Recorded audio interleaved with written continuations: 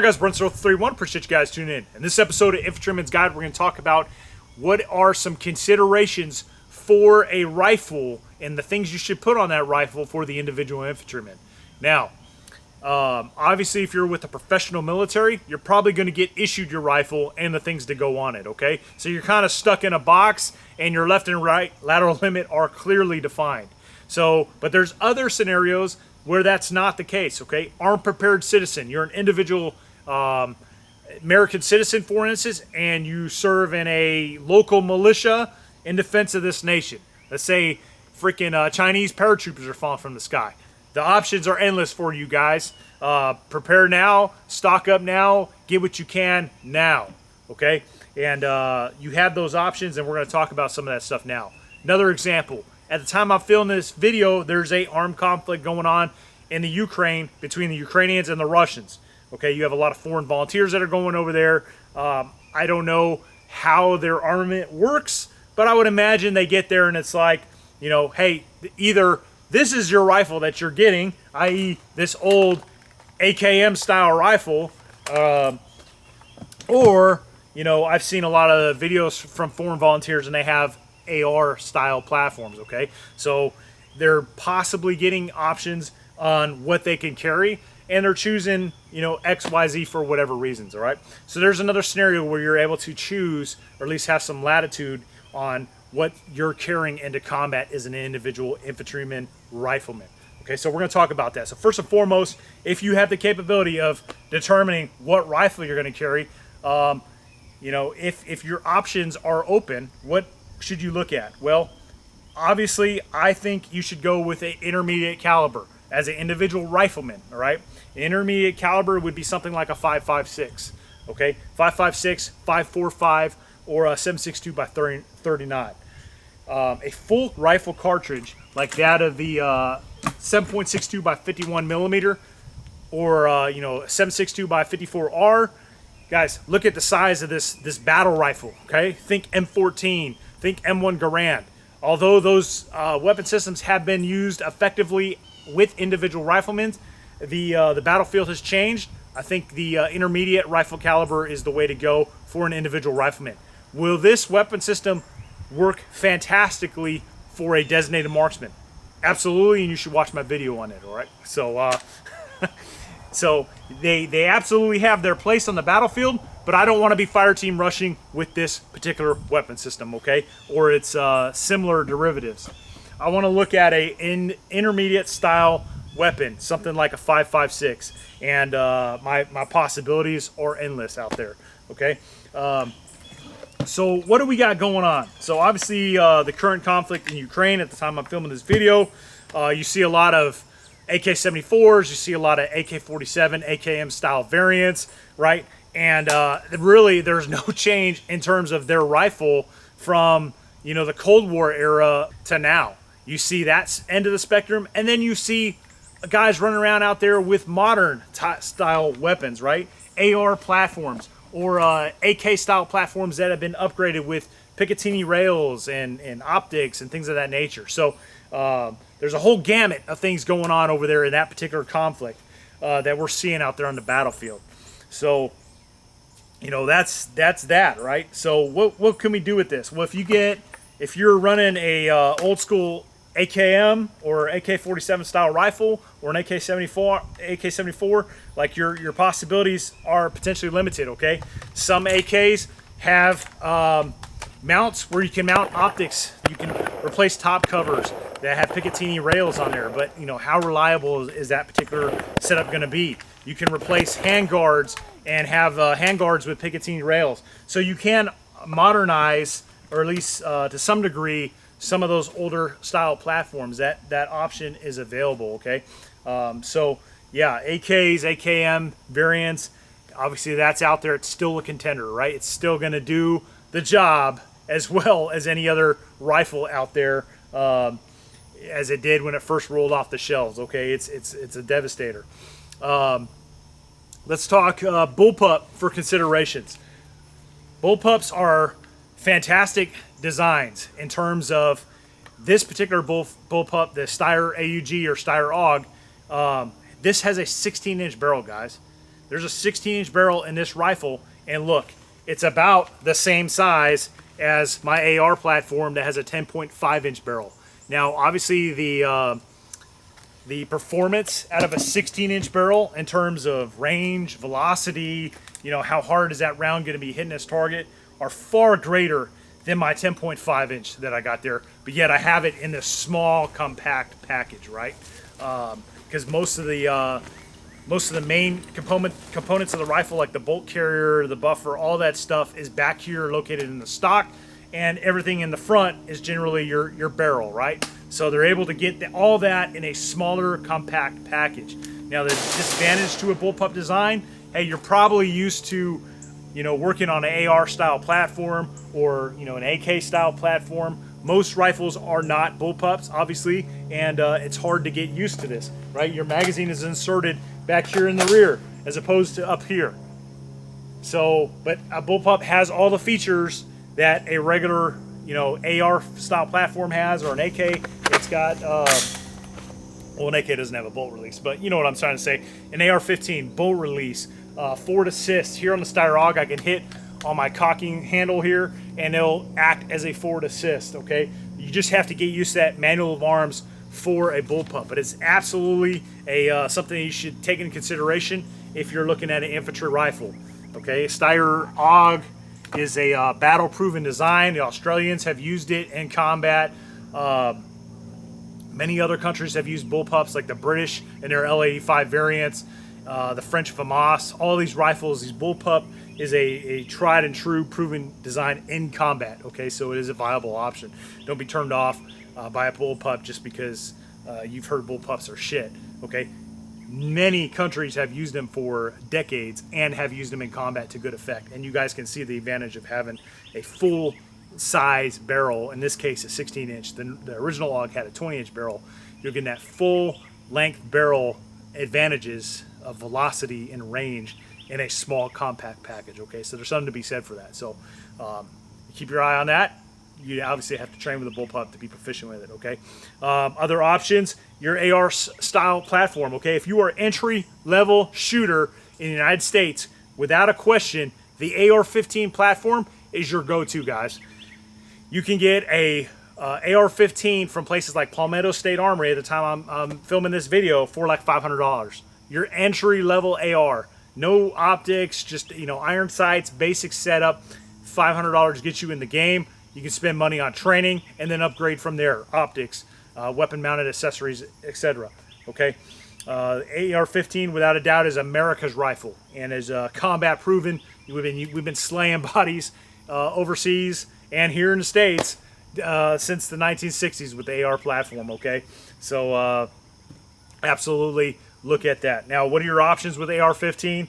Well, barrel length should be something you take into consideration, right? Here's a clone of an M16A4, has a full length barrel, 20 inches. You're gonna get the most out of your 5.56 with a 20-inch barrel, right? The velocity for that M855 round, that green tip, was designed for this 20-inch barrel, right? You're gonna absolutely reach out and touch somebody with that full-length rifle. So in terms of an individual infantryman, okay, maximizing the potential of that 5.56, a 20-inch barrel is something to take into consideration, okay? Some people don't like a full fixed stock, others do. A lot of people can freaking aim better with a full fixed stock. But you don't have that adjustability, right? Not everybody's built the same way. You know, me, as a larger size man, you know, an M16A2 and an A4 are very at home with me, all right? They are, I feel like they're built for me. But that might not be the case for everybody. Everybody comes in different shapes, sizes, and everything else, all right? So, you know, a full fixed stock is a negative for a lot of people, and understandably so. You go to a M4 style type setup where you have the ability to adjust the stock. A lot of people like that, particularly with the use of body armor and web gear. You know, you can adjust the length of the stock to accommodate the individual shooter. This is a civilian legal M4 style AR-15. That's why it has a full 16-inch barrel. Okay, again, pointing this out, look at the difference in length on this 16-inch barrel compared to the Bullpup design. But this is kind of like your standard entry-level AR in terms of what most people can get in the game with $500, okay? Tried and true, 16 inches is a good rifle length, okay? I've been out to the Nevada deserts shooting out there with Dimitri, the creator of the Advanced Combined Sighting System, or ACSS Reticle. You've seen a lot of videos probably if you watch my channel for any amount of time, me talking about optics that have ACSS reticles. I've gone out there, shot with 16-inch barrels, engaged targets out to reliably, 600 or so yards, and then after that, 7 and 8, still hitting steel, but not as frequently as that 6 and in. But that 16-inch barrel is definitely a good infantry rifleman barrel length for sure. All right, so consider that, because barrel length is absolutely important, guys, and it's something you should be taking into consideration. All right, for the individual rifleman, I think you should look at a rifle that at least has a 14.5, which is what the M4 carbine has, up to a 20-inch rifle like the M16 series rifles. Okay, so I would say that's probably your sweet spot, your 14.5 to your 20-inch for an individual infantry rifleman. Okay, so it's 2023 at the time I'm filming this video. Rifle optics are 100%, guys. You should have a rifle mounted optic. I like iron sights. I know how to use iron sights. When I came in the Marine Corps, I was issued an M16A2 service rifle. My M240 Golf medium machine gun had iron sights. So I like iron sights. I know how to use them. They're fantastic. They're reliable. They won't fail you on you. All right. So I think your rifle should have iron sights, but as a backup, not as a primary. Okay. So here's an example of a rifle that's equipped with backup iron sights. Okay, so I think you should have backup iron sights. What does that look like? That could look like what I just showed you. That could also look like a setup like this, where, hey, you don't see a front sight post on there, right? But my backup iron sights are there. They're just at a 45-degree angle cant, and if I need to use these backup iron sights, just canting my rifle 45 degrees enables me to utilize those, and doesn't affect anything, guys. I'm gonna shoot just as effective like that with the 45 angle iron sights as I would a normal rifle, for me personally. Okay, so yes, I think your rifle should have backup iron sights. All right, is it a deal killer? No. If you don't get them, hey, that's on you. I think you should have a secondary option, though, and we'll talk about with some of the other optics I'm going to talk about. But you should definitely have more than one way to aim, okay? Because through my years in the Marine Corps, as well as training at places like One Shepherd, where it's field training exercises, you're down in the mud, right? You're down in the rain. You're operating in different conditions. I've gone to Winter Forge, where we have heavy snow, and I've had aiming systems and optics get obscured by the elements and not work properly, okay? And I had to use some sort of backup or even tertiary in times aiming systems. It happens. It's rare, but it happens, guys. So remember, look for a secondary means of aiming, and that might be in the form of backup iron sights, okay? All right, let's talk about weapon optics. So in this day and age, possibilities are endless, guys. There's a whole bunch of stuff out there, okay? And again, this is modern times. I think you should have some sort of optic. Now, what optic is good for you? Well, that's your respective decision, but here's the thing. We're talking about infantrymen, right? We're talking about grunts in a rifle squad. I'm not talking about you in your home defense scenario, okay? We're talking about infantrymen. Where do infantrymen operate? They operate out in the elements, in the jungles, in the woodland environments like I'm in today, in the mountains, in the sometimes in cities and urban environments, okay? There's distance involved. Therefore, I think you should have an optic, some sort of particular optic, and we're going to talk about the different options that you have, okay? Any one of these optics or styles of optics I talk about are acceptable for infantry use.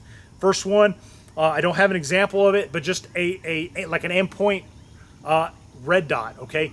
that is a combat-proven optic.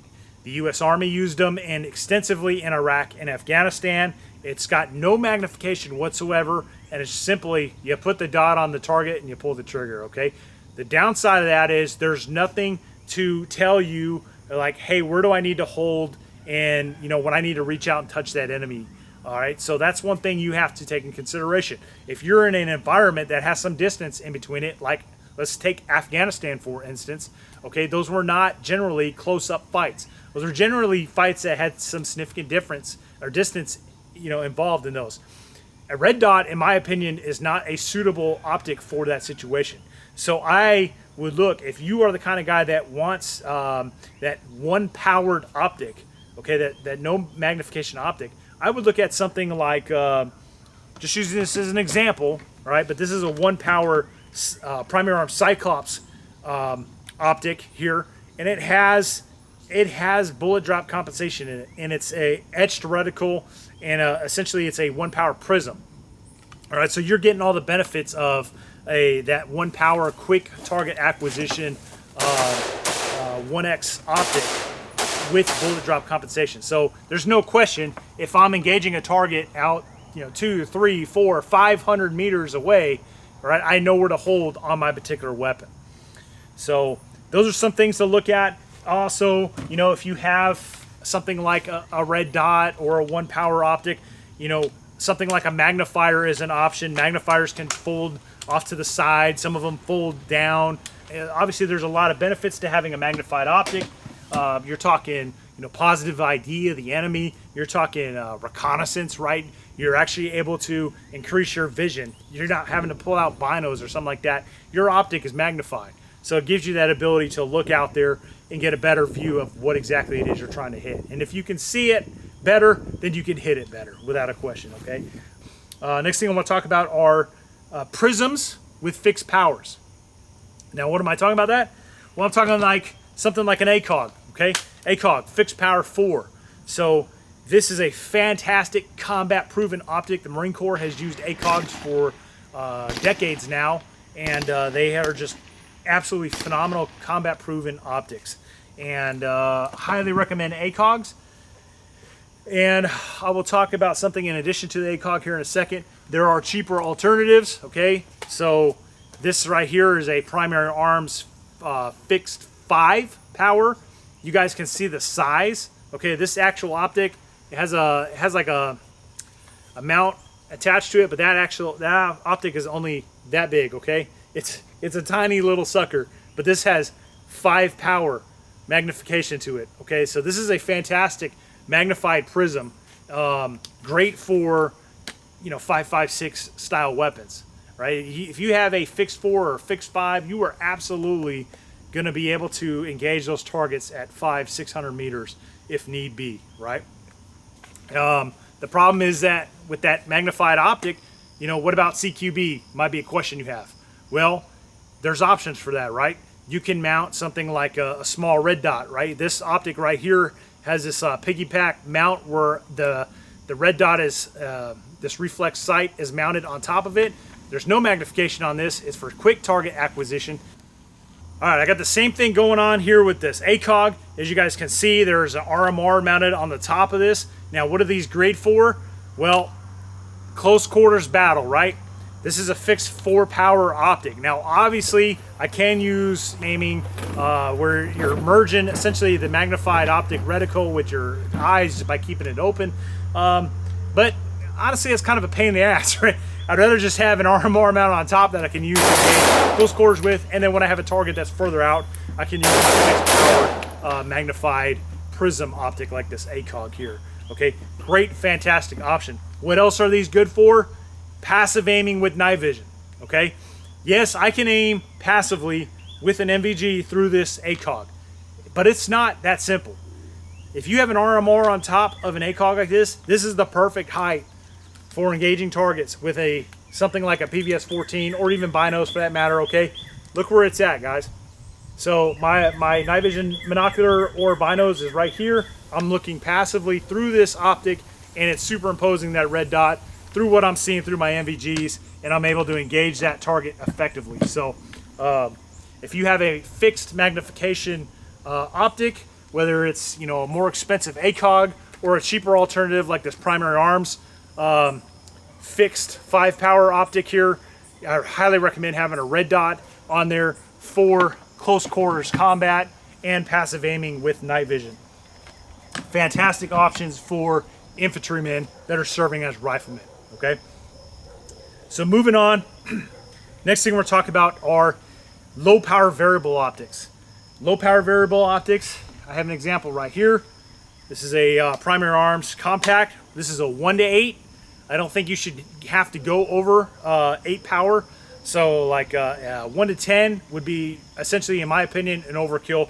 Ideally for low power variable for a rifleman, you should be looking at like a 1:6 or a 1:8 for these particular optics for riflemen, all right? So what is the benefit of having a low power variable for an individual rifleman? Well, you can have it set on a 1 power, and then when you look through this object, it essentially acts just like a red dot, okay? So I'm looking through this, it's 1 power, close range. I'm looking through this particular Primary Arms optic here, and it has a circle on it, and if I have that circle illuminated, it's acting essentially as a red dot. So it's a good optic option for a rifleman for close range at that 1 power.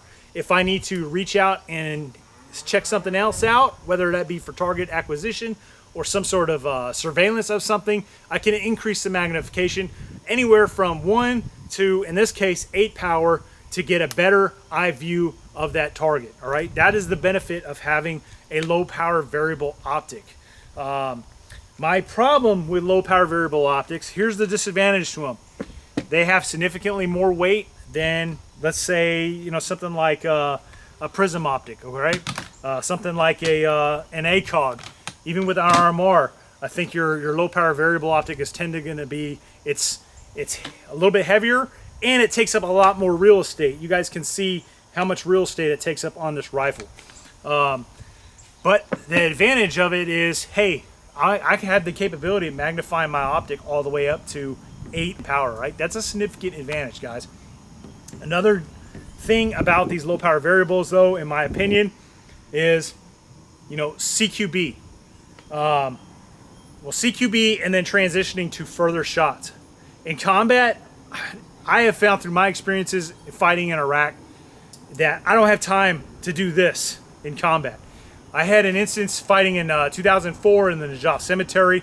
I engaged a enemy RPG team that was literally only 30 to 40 yards in front of me, and next thing I know, I was switching and engaging a target that was 500 to 600 yards out there, moving between 2 buildings. Okay, so within, you know, seconds of each other, that all happened. There was no time to do this. Okay, so yes, it's a fantastic capability, and low power variable optics are absolutely an option, guys. But just keep that in mind. My experience is there was no time to manipulate between magnifications. It was either, you know, if I had a low power variable optic, it would have been either one way or the other, generally most of the time, okay? One way you can mitigate that, though, or fix that problem, is by just having some sort of something like an RMR, right? Some sort of small reflex sight added to that. Okay, that's always there and it's always available, right? So, and then also that enables you to passively aim better, right? Just like we were just talking about. If you have these RMRs mounted high, you can passively aim through them very easily. So that is a benefit. But then again, you're adding yet more weight to, you know, an already long and typically heavier optic. So again, pros and cons to all of this, guys. All right, let's move on to some other things you should talk about. I'll get to that one. Let's talk about weapon mounted lights. So some people might not agree with this. When it comes to weapon mounted lights, I'm not always a fan of them, particularly in a field setting. Through training in both the Marines and particularly in One Shepherd, all right? Because in One Shepherd, you have a mass conglomeration of people coming out there. They bring different stuff. They throw different stuff on their weapons. And I see all kinds of stuff happen. with different weapon systems, different weapon setups, and everything else. I will tell you guys that on numerous occasions, I've had guys have negligent discharges with their weapon mounted white lights at night. What do you think that does in an infantry environment? That is a very, very bad thing. I've had guys do it on patrols, okay? I've had pre-combat checks and inspection on the guys before we step off, and somehow they still have an ND with that light out there in the field at one shepherd. Just unacceptable. So much so that, you know, it drives me nuts when I go out there to the point where, you know, I almost have to have those guys remove their batteries from their lights because they jeopardize the mission, okay? People can talk all day long that they are just, you know, well-trained and fantastic, but guys, moving in the dark, okay, these pressure pads, these other methods of illuminating lights, like even me at night when I've had at one shepherd, if I'm using any one of these type of weapon mounted lights, I will either back it up and ensure that it is not coming on, okay, when I step off, or I will have to do something else. And this like Enforce light has this locking mechanism to try to prevent you from hitting the button. I've had this thing go off on me with this locking mechanism on there, so I wouldn't trust that at all. The only methods I found that are reliable is backing the caps out. So with that being said, guys, weapon mounted lights, if you're operating in an environment like this or up in the mountains, or you're not in a CQB urban setting, I'm not a fan of weapon mounted lights in the field at all. I understand that guys, like covers have been made for lights, and that could be a possible option. But sometimes when you're looking through your MVGs, and you know, if you have a light, you'll see dudes that have like lights that came on that were in their pocket, right? They took a headlamp out, they stuck it in their pocket, or they put it in their pack. And during the course of that patrol, that light came on while moving, right? And they have no idea. And it's such a low light emitted inside the pack that you can't really see it with the naked eye.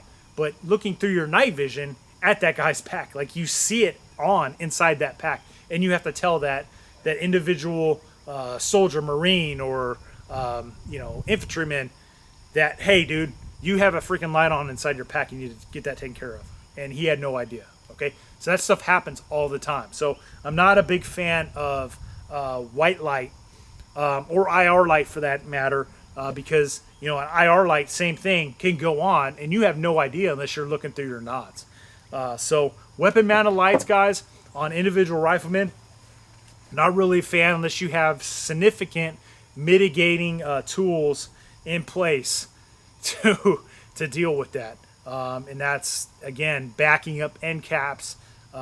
If you do have a cover for that light, make sure it's some sort of a secure cover and it's been tested, and they can, I mean, you're running the possibility of foiling your night operations and giving your position away. And trust me, white light absolutely gives position away more than probably anything else. All right, that's why we're a stickler about light discipline in the field, in the military. So, anyways, that's my 2 cents on white lights. Are they great tools for urban settings? Inside buildings, yes. But even in an urban setting, when you're kicking on that white light, you're telegraphing to everybody that you're there. All right, I would rather clear a room under MVG with IR light if I'm going to use a light at all. Let's say it's a very dark room and there's not a lot of ambient light. I'd much rather clear that room with my MVG, because even if I'm going up against a peer threat, does that threat have their MVGs on at that time? Maybe, maybe not. Okay. Regardless, if I kick on a white light while clearing rooms at night, well, you know, they know you're there. They don't need MVGs on to engage you. Okay. So those are just things to take into consideration. Are white lights fantastic for civilian home defense use? Absolutely, 100%. You should have one on there so you can get some positive ID. However, again, we are talking about infantrymen, riflemen, particularly in this video. So my 2 cents, take it for what it's worth. Okay, laser aiming devices like PEC 15. I got a D-ball, D-ball on this AUG here. Okay, what are those for? What do they do if you don't know? So looking through your MVGs, you have two options in terms of engaging your enemy. You can either passively engage them, meaning you're looking through your optic and that reticle is getting superimposed through your optic under target, and when you're doing that, it's almost like your optic disappears and all you're seeing is that reticle. Certain optics can do that, others cannot. You want to look at optics that are, they'll say MVG compatible, okay? Some of the best optics for passive engagement are absolutely your red dots, your aim points, RMRs, things like that, okay? That's why I like having them with these piggyback options, okay? Because I'm using this for either CQB or I'm using it to passively aim. Those are essentially the two things I'm using it for. You're not seeing that far anyways with your MVGs. Your vision is significantly reduced compared to your normal everyday daylight vision. So, you know, having magnified optic through those MVGs isn't as great as opposed to the daylight. So, can you passively aim with your ACOG? Yes, you can. It's just not that quick. It's not as quick as something like an RMR. So, that's option number one for engaging a target through MVGs with an individual infantry rifle. Option two is an IR laser or IR aiming device, okay? And then what that does is it's emitting some sort of IR beam or dot, okay? It's putting a point on that enemy, and you're looking for that laser, and you're engaging your target with that IR laser.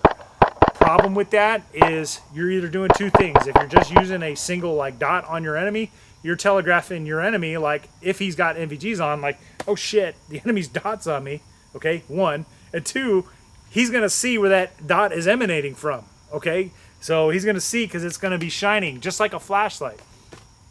If he's got an IR beam activated, he can trace that IR beam back to your original shooting point, okay? So you go train at one Shepherd, do force-on-force stuff where guys are running around with MVGs and IR aiming devices, and you will see what a disadvantage IR aiming devices are in terms of knife fighting. However, it is a very easy and quick means of engaging a target, okay? So they do have application, especially at the closer ranges, but they do have a negative. They do telegraph to the enemy your location and that the fact that you're getting ready to engage them. So I'd say primarily with MVG engagement, you should look at passively aiming at an enemy, and then secondary for quicker application, your IR aiming devices on there. So those are some options for you, okay? But if I had to choose between a good means of passively engaging an enemy, i.e. an RMR, or having an IR aiming device, I would much prefer a good passive aiming device than an IR aiming device, okay? 100%.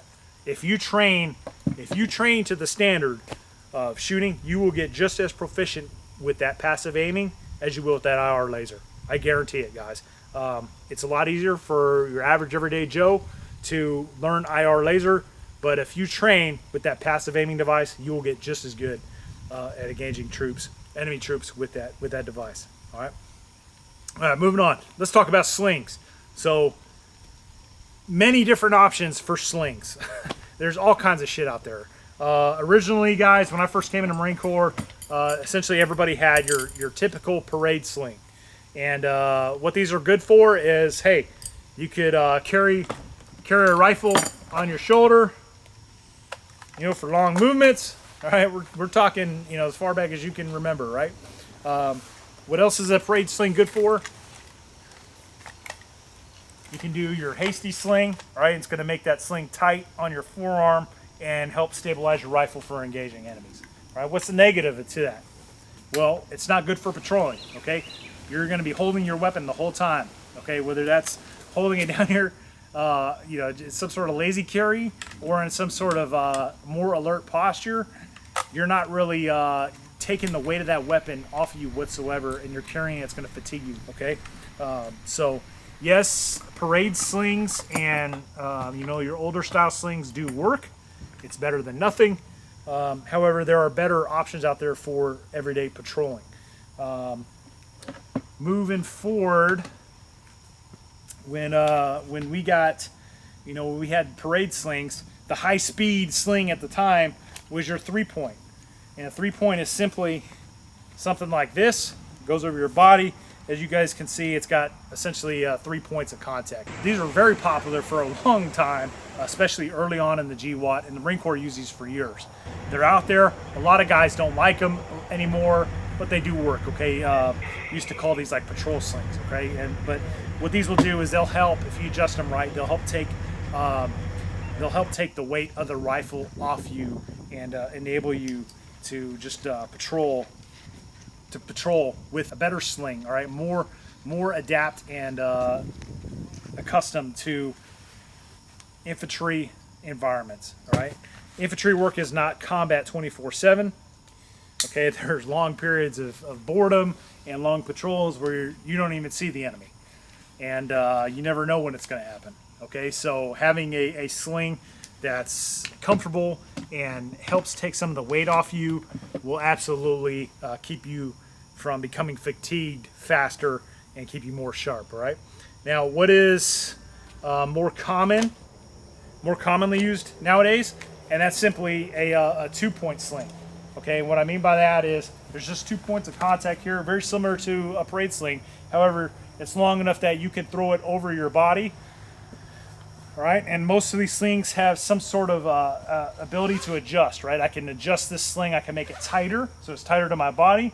I can also pull this out and give me more slack. Why would I need to do that? Well, if I need to take the sling off, if I just need to transition from one shoulder to the other, you know, I can take that slack out and I can do that. I can transition sides if need be. All right. And then again, I can transition by making the sling tighter if I need to get my arms free so I can work. Maybe I'm taking an EPW, an enemy prisoner of war or something. I need my hands, okay? I can tighten up that sling so that I can throw my rifle to the side while I work, all right? So these tend to be, at least at the time I'm filming this video, the more popular option for people nowadays in terms of infantry work. And this sling right here is the current issue sling for the United States Marine Corps. This particular sling, and there's another Blue Force gear similar to this one that's out there that have been used by Marines for many years now and are tried and true slings. So other slings out there, here's a 1-point, and what is a 1-point? Well, simply it goes around your upper torso, and then you have essentially just 1 point attached to the rifle. Okay, some of these slings enable you to easily connect and disconnect the sling. You know, there's obviously good reasons that you'd want to do this. You can take this rifle off without having to remove this from your person if you need to set the rifle down for whatever reason, wherever work. These aren't that great in terms of, you know, trying to do stuff with your hands because the rifle tends to swing around and it's not as stable as, let's say, a tightened up 2-point sling. So, nonetheless, guys, those are pretty much your standard options for slings for riflemen. All right, last thing I'm going to talk about, and this is going to be something that most people are probably going to shrug off. And, you know, it is what it is, fellas. But the bayonet, all right? Your bayonet. Now, here's the thing. If I am in a professional military, I absolutely want my rifle to have the capability of mounting a bayonet, okay? There's a lot of reasons, in my opinion, that a bayonet is still a practical piece of weaponry, even on the modern day battlefield. All right, we've seen video of the current conflict in Ukraine come out where a lot of the fighting is just close, and there's even one video in a trench where it looks like one of the guys runs out of ammunition and they're literally right around the corner from each other. They can reach out and grab each other's rifle. They're that close. Okay, guys. I mean, if you are assaulting an enemy position, infantrymen, particularly riflemen, typically don't carry pistols. They're not issued, and the weight of having a pistol with extra magazines is not worth the trade-off in terms of being able to carry more additional magazines for your rifle, more water, more food, grenades, pyro, whatever the case may be. If you haven't figured it out yet, grunts are weighed down with a lot of additional weight in gear, radio equipment, everything, the whole 9 yards, okay?